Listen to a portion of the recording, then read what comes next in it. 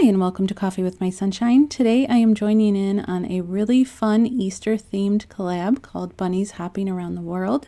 This is put on by Deco Easy and I am joining all these awesome creative ladies. So I will have Deco Easy's channel in my description box as well as a playlist, so you can click that when you're done with my video. For my first one, I wanted to recreate one of these carrot swags. I thought that would be really cute for Easter and also spring. I only had these, I think they're tulips, and this greenery from Walmart, and I didn't want to go out and, buy a bunch of stuff because trying to save money right now. But I'm just taking the tulip bunches and removing any of the green stems that were on there, or green leaves, I'm sorry, and putting the tulips back on. And this is going to be for the base of our carrot. So I got all the green leaves off, and now I just want to kind of shape this like a carrot. I know these aren't all orange, but I think it'll still be cute. I want a pointy end here. Might take some wiggling. You'll see what I mean in a second. And then I'm going to take some wire just to attach all these together. Go ahead and attach them. You can attach them however you think is best. Maybe some wire and hot glue, but I'm just going to try wire right now.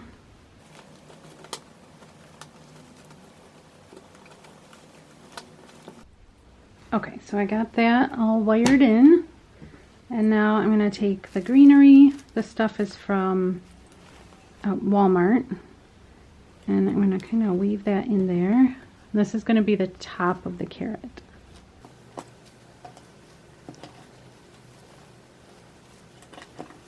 Kind of like that, and then I'm going to take my extra wire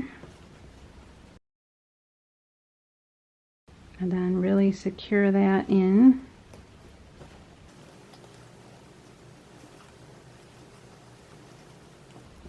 Just like that. I know it doesn't look like a carrot right now. And then we're going to take some burlap ribbon. Or I wish this had the wire in it. That would make making a bow so much easier. So maybe I'll just hot glue on like this and then make a bow separate. My bow didn't turn out the best, but I've been watching a lot of bow making videos just for this type of thing. So I am learning.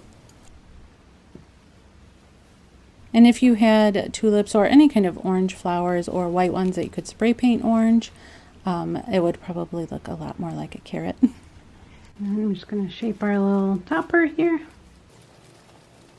And you could use more or less of these too. This is just what I had.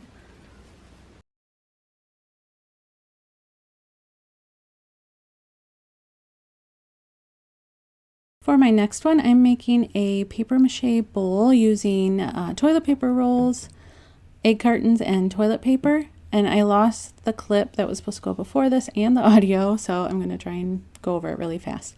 So you're going to need some sort of bowl as your base to put the paper mache on. And the videos that I watched showed putting oil on the bowl and then covering it in saran wrap. That way it's easier to get off. This bowl, I made a big mistake, and you'll see that here shortly, but I did end up fixing it. So I just covered it with the saran wrap, and then I'll show you how I made the paper mache clay. And you can tape down the saran wrap inside the bowl, which I will probably do that so it doesn't wiggle around on me. Alright, and I decided I don't have a lot of these. I have these and maybe one more.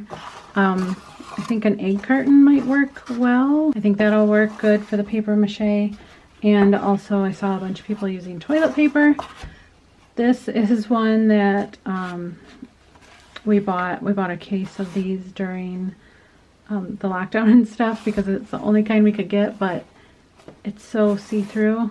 And my husband does not like it. We have a whole case left, so I thought this would be okay to use up for a bowl. All right, I'm going to start by shredding this up. I think it'll probably fall right apart. It's pretty flimsy to begin with. It almost feels like paper mache. And I think the color will probably turn out really cool with using the cardboard too, along with the toilet paper. I might not even have to paint it, but we'll see. Right, I'm gonna go ahead and add some of the hot water while I'm shredding stuff so it has time to, you know, soak in and break it apart. And I just put that in the microwave for like 3 minutes. So I'm gonna save the rest of this for another paper mache project because I think I'm gonna really like that color that it adds. And I'm just gonna maybe peel apart the layers if I can, just to make it so that it gets softer faster.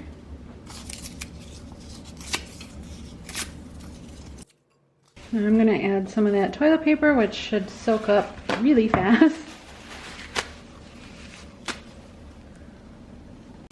And I'll link in the description box like the videos that I watch so you can actually get like measurements and stuff, because I'm just kind of using what I have. And you saw I used 2 toilet paper rolls, about half, a little bit more than half of an egg carton, and some of this toilet paper, but this is going to be different than if you use like Charmin or something, because this is like hardly considered 1-ply.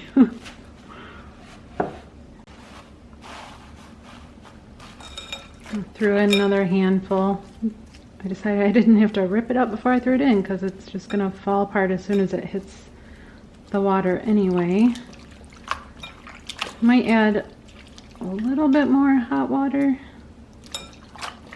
and then let that soak for about 20 minutes or so, maybe longer depending on what kind of cardboard or, you know, whatever you decide to use. So I'm going to go ahead and add a little bit more hot water and then let that soak. As you can see, let me zoom in.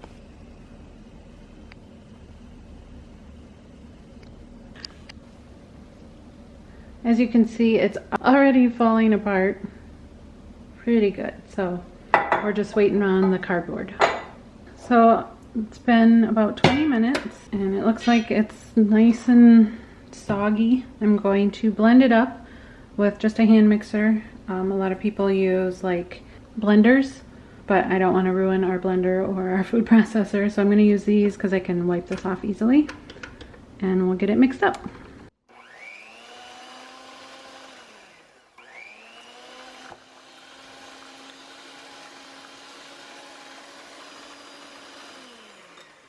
So I'm sure you can tell, like the cardboard could use a little bit longer. I mean, it's easy to do by hand, but it's not falling apart when I mix it like the toilet paper.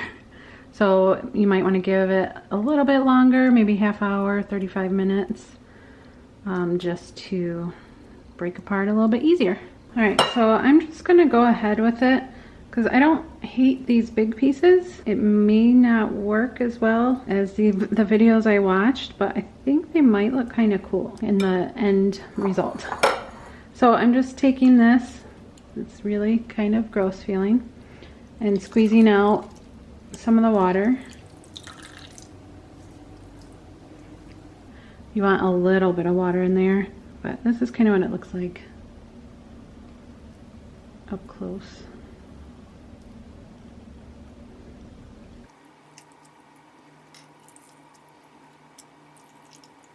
This would be fun to do with kids. I'm sure they would love to get their hands in here.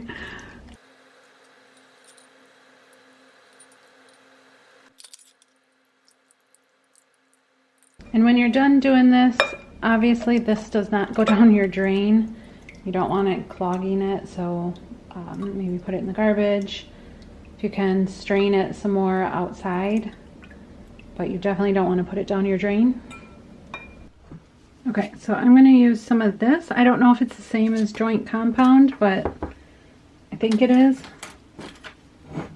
And there was a bunch of different recipes that I saw. One said 1 cup of joint compound to 1 cup and 1/4 of paper, and then 3/4 cup Elmer's glue.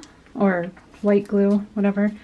Some people just stuck it in 1-to-1 and kind of eyeballed it. That's what I'm going to attempt to do. You could use Mod Podge too in place of glue, from what I heard. And this stuff can be a little bit stinky, so you might want to open a window.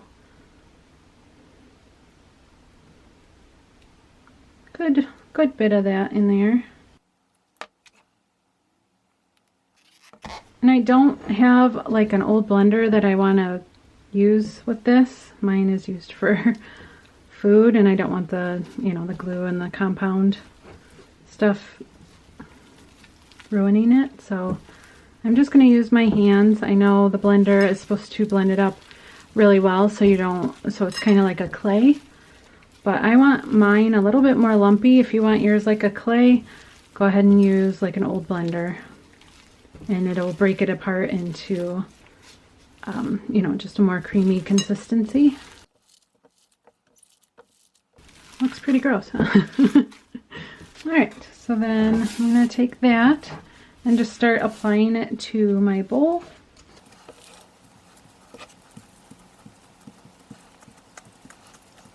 The videos I watched, they said it was dry within like 48 hours, and you could go ahead at 24 hours and take it off the bowl so that it dried on the inside too.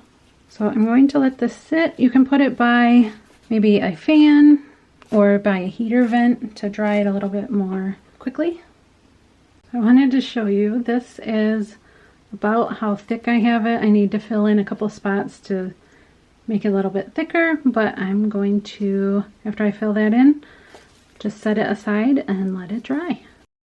And then here was my mistake. I could not, for the life of me, get the paper mache or the saran wrap off, and I could not figure out why. And then once I just gave up and said, I'll just have to recreate this, I figured out why. The stuff's pretty strong, by the way, so it'll make a great bowl. But the bowl I was using, I didn't even think about when I was doing it. It had that little lip on the bottom, right here. So the paper mache hardened around that, so it made it like a little lock, and I couldn't get it off. So I just took a basic glass bowl and did the same thing as I did with the wood bowl, except it didn't have that lip, so that hopefully it was easier to come off. And I think it looks really cool with the different colors and textures. So this is what the other one looks like that I just redid yesterday in the glass bowl. And I'm going to take it out. It's only been 24 hours, but I'm going to take it out so that the inside can dry too. And hopefully it's easier than the wooden bowl. It is so much easier. So yes, I recommend a bowl that doesn't have a lip on it. That's where I went wrong. So the outside is drying really well. This is still a little bit wet, so I'm going to let this dry another day or so. But I think it's looking really cool. And I'm really happy with how it turned out. And you can use this for jewelry, or for like this, for eggs, for Easter, for holding any type of knickknacks. For this one, I'm going to take an old book that I'd already painted and used for a different project. I originally thought of doing something like this. I did this a few years ago, but I didn't want to recreate the same thing, so I'm going to do it a little bit different, just on one book. But I'll link this video if you want to see how I made these. So I really wanted to use this card in one of my projects. I just thought it was really pretty, and I like the saying on the front. And I also wanted to use these napkins from the Dollar Tree. I think it's really pretty. I'm going to use a little bit of Mod Podge. You could use Elmer's glue if you don't have Mod Podge. So I'm just adding a little bit of Mod Podge here, and then I'm going to stretch the napkin over the edge of the book and then do the other side.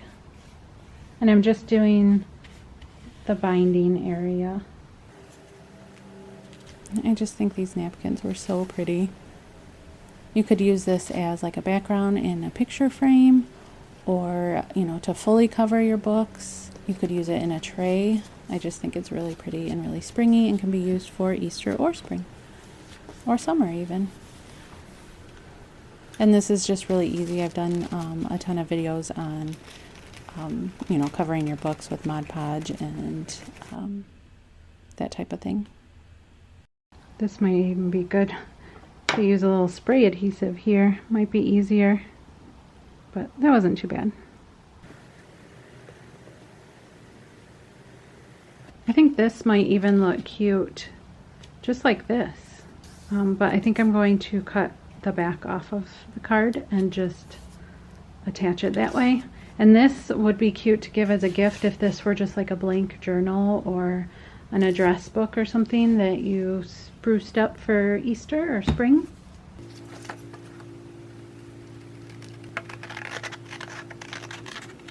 So I'm just going to take a little bit of sandpaper and rough up the edges of the card.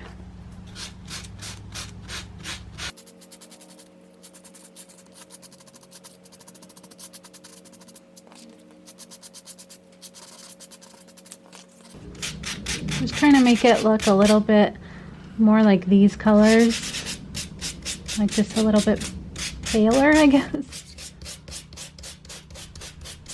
And then I just added some Mod Podge to the back of the card and attached it to the book. And then once you let that dry for about 15 minutes, you can do a coat of Mod Podge over it or a couple coats. Well, I'm really happy with how this turned out. Let me know what you guys think of the projects in this video. If you liked the video, don't forget to give it a thumbs up. That really helps my channel. And subscribe if you're new here. I would love for you to join our YouTube family. Don't forget to pop into the comments and say hi, and click on the playlist listed in my description box so that you can check out all the awesome Easter inspiration. Thanks so much for joining me. Sending you love and hugs, and I'll see you next time. Bye!